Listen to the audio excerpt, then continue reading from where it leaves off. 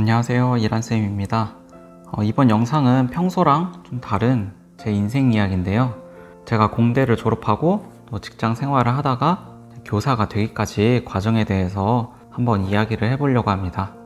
앞에서 말씀드렸다시피 저는 공과대학 전기공학과를 졸업을 했습니다. 뭔가 꿈이 있어서 진학한 건 아니었고요. 남들이 그냥 좋다더라 하니까 그냥 진학을 했었습니다. 어린 시절에 교사가 되고 싶다라는 생각은 좀 하고 있었지만 교대나 사범대에 갈 정도로 공부를 막 잘했던 것도 아니고, 그 다음에 학창시절에 막 큰 목표가 있었던 것도 아니고 그저 그냥 게임을 좋아하는 청소년이었거든요. 그래서 뭐 딱히 공부를 열심히 했던 것도 아니고 그냥 어쩌다 보니까 운이 좋아가지고 이제 직어국 전기과에 입학을 하게 됐습니다. 그렇게 이제 대학 생활을 하다가 졸업을 하고 건설회사에 취직을 하게 됐는데요. 그 당시에 이 플랜트 산업이 굉장히 좀 유행이었어요. 그래서 해외에서 근무를 할 사람들을 많이 채용을 했었는데 기계, 전기, 화공과 이런 학과들 채용을 많이 했었거든요. 그래서 실제로 제 주변에 선후배들이 건설회사에 많이 들어갔습니다. 그때 당시에 제가 이제 26살이었는데요. 건설이라는 일이 좀 제겐 큰 부담이었고 굉장히 스트레스를 많이 받았습니다. 업무 강도도 굉장히 높고 제게 주어지는 책임감도 굉장히 컸고, 당연히 이제 워라밸 좋지 않고 타지 생활을 계속 해야 되고 어려움이 굉장히 많이 있었거든요. 그래서 그때는 거의 도망치듯이 그냥 1년 만에 퇴사를 했습니다. 그리고 나서 백수가 됐죠.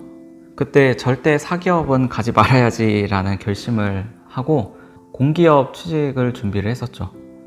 그래서 가산점이 붙는 한국사나 기사 같은 자격증도 취득하고, 그다음에 토익 스피킹 이런 공부도 열심히 했는데 사실 이 재취업이 굉장히 쉽지 않았습니다. 그러다 보니까 이제 어차피 스펙도 쌓고 있는데 사기업도 지원을 해야 되는 거 아닌가라는 생각이 들어가지고 또 이제 사기업하고 공기업을 병행해서 지원을 하게 됐다가 진짜 붙을 줄 몰랐는데 운이 좋게도 삼성전기라는 회사에 이제 취직을 하게 됩니다. 저는 그동안에 삼성에 대한 좀 안 좋은 인식 때문에 지원을 한 번도 안 했었거든요. 근데 막상 들어가서 보니까 비교적 자유로운 조직 문화가 있고 또 복지도 좋고 굉장히 합리적이고 똑똑한 동기들이나 또 직장 선배들, 그런 사람들 덕분에 좀 비교적 쉽게 회사에 적응을 할 수 있었어요. 일 자체는 사실 힘들긴 했습니다. 주 6일 출근은 기본이고요.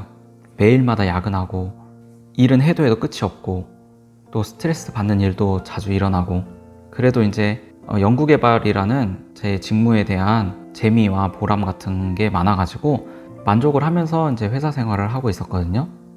그러다가 이제 기술 교사인 친구가 한 명 있는데 공대 출신 기술 교사를 만나고 온 이야기를 저한테 해줬어요. 사실 이 이야기는 어느 정도는 알고 있었습니다. 제가 백수 시절에 충남대학교 기술교육과 대학원 시험을 봤다가 한번 떨어진 적이 있거든요. 근데 이번에는 이제 충남대가 아니라 교원대 출신 선생님이라고 해가지고 다음날 바로 교원대학교 홈페이지에 들어갔더니 원서 접수 기간이더라고요. 그래서 바로 지원을 하게 됐습니다.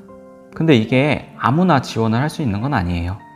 이 기술교육과와 관련된 학과만 지원이 가능한데, 제가 봤을 때는 기계과, 전기과, 건축토목과 이 정도만 좀 가능한 것 같습니다.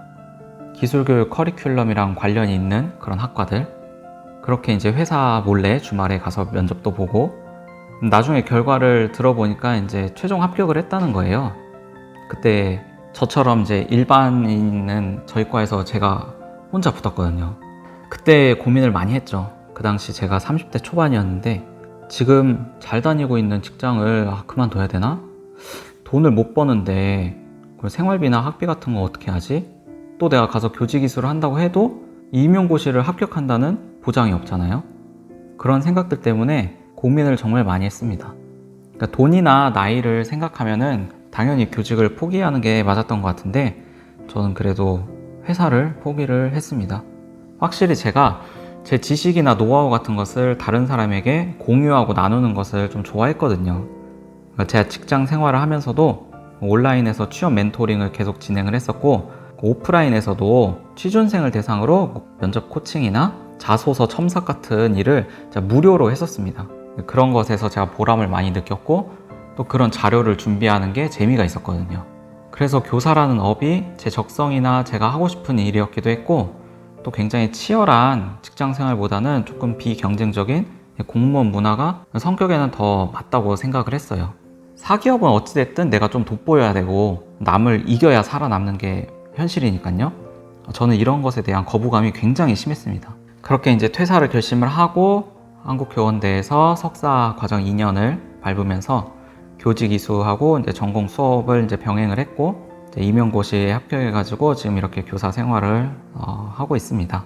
남들보다는 조금 늦게 교직을 시작을 했고, 많은 시간 동안 멀리 이렇게 돌아왔지만 그래도 제 경험이 학생들에게 도움이 될 거라고 좀 믿고 있고, 또 다시 배우는 자세로 나름대로 노력을 하고 있고요. 아무튼 결론을 맺으면은 뭔가 자신이 하고 싶은 일이 있으면은 저는 도전하는 것도 좋다고 생각합니다. 많은 것을 포기해야겠지만, 이게 20대 중반에는 그때가 제일 늦은 것 같고, 또 20대 후반이 되면은 그때라도 할 걸, 지금은 또 너무 늦었어 라고 하는데, 30대로 넘어오면은 또 20대 때 할 걸, 지금 너무 늦었어. 이게 무한 반복이거든요. 물론 제가 인생을 많이 산 건 아니지만, 그 대신에 아무 대책 없이 그냥 현실을 도망치려고 회피성으로 뭔가 그만두는 거는 저는 좋지 않다고 봅니다. 힘들어도 항상 배우는 게 있더라고요.